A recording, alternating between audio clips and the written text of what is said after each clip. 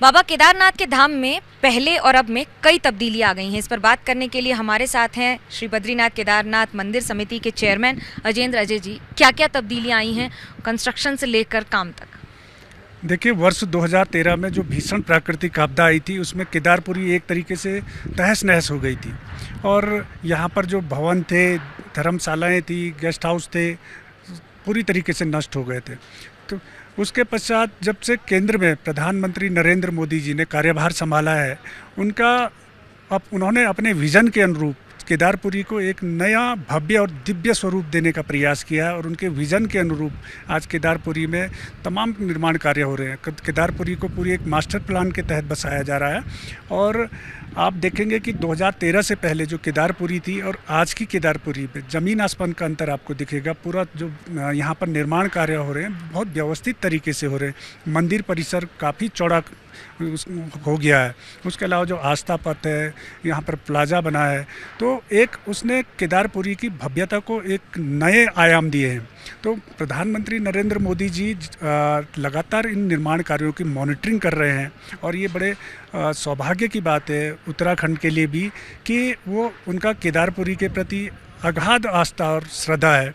प्रधानमंत्री रहते हुए मोदी जी अब तक 5 बार केदारपुरी की यात्रा कर चुके हैं।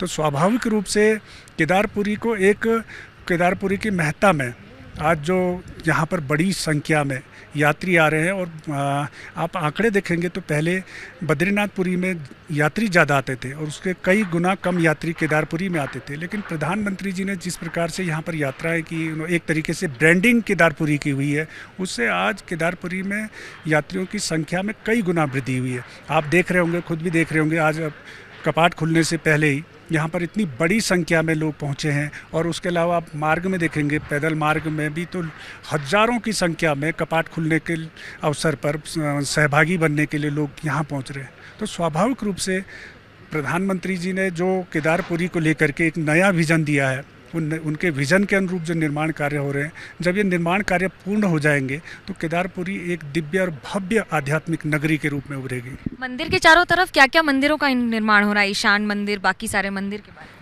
देखिए, एक तो जो ईशानेश्वर मंदिर था उसका निर्माण कार्य लटका था, तो इस वर्ष वो इस ईशानेश्वर मंदिर का निर्माण कार्य प्रारंभ हो चुका है। उसकी फाउंडेशन बन चुकी है और क्योंकि कपाट खुलने वाले हैं शीघ्र ही, तो वहाँ पर यात्रियों को किसी प्रकार की असुविधा ना हो, तो इसलिए फ़िलहाल उसका निर्माण कार्य को थोड़ा रोक दिया गया है और जैसे ही यात्रियों की संख्या थोड़ा कम हो जाएगी तो उसके बाद उसको निर्माण कार्य वहाँ पर शुरू कर देंगे।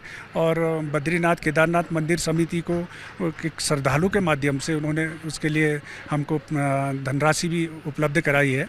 इसके अलावा आप देखेंगे कि जो शंकराचार्य जी की प्रतिमा है, वो एक भव्य प्रतिमा जिसका खुद स्वयं प्रधानमंत्री जी ने पिछली बार लोकार्पण किया था, वो शंकराचार्य समाधि स्थल भी अपने भव्य रूप में सामने आ रहा है और बड़ी संख्या में लोग वहाँ पर देखने, उसके दर्शन करने को पहुँच रहे हैं।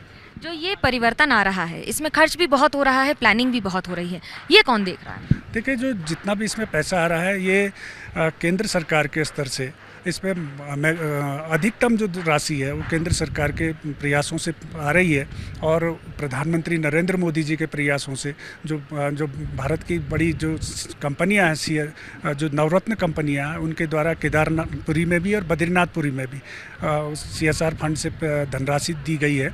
और क्योंकि प्रदेश जो हमारा है उसकी आर्थिक स्थिति इतनी सुदृढ़ नहीं थी कि हम केदारपुरी और बद्रीनाथ जी का नए सिरे से जो सोच नरेंद्र मोदी जी के उस अनुरूप नहीं कर पाते, लेकिन नरेंद्र मोदी जी के प्रयासों से लगातार तमाम दानीदाता और जो बड़ी कंपनियां हैं वो यहाँ पर धनराशि। तो यहाँ कई वर्षों से हैं, हेलीकॉप्टर्स पहले इस तरह नहीं आते थे जितने अब आ रहे हैं, ये भी परिवर्तन है?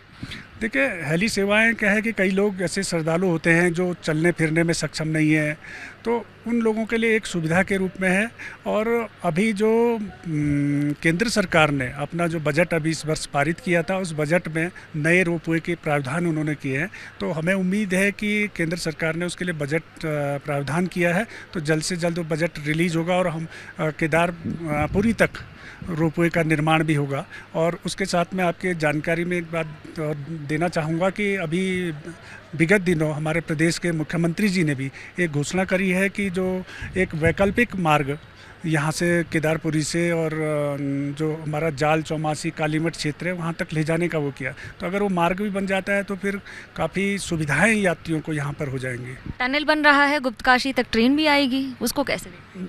निश्चित रूप से केंद्र सरकार का और प्रधानमंत्री जी का विज़न रहा है कि जो चार धाम है, चार धामों को एक तो रेल कनेक्टिविटी का उनका प्रयास है और दूसरा जो चारों धाम है उसके लिए जो चार धाम परियोजना जो सड़क की है, आज आप देखेंगे कि जिन मार्गों को तय करने में कई घंटे लग जाते थे वो आज कुछ घंटों में हम तय कर रहे हैं। तो स्वाभाविक रूप से ये एक बहुत बड़ी उपलब्धि है रोड कनेक्टिविटी के क्षेत्र में कि आज यात्रियों को बहुत सुगमता हो रही है कहीं जाने आने में। आने जाने की सुविधा, लोगों को बुलाने की भी सुविधा हो जाती है, जिसकी वजह से मंदिरों में भीड़ पहले से कई गुना ज़्यादा है। कैमरा पर्सन वेद प्रकाश पांडे के साथ मनोज्ञा लोईवाल, केदारनाथ, उत्तराखंड, ABP न्यूज़।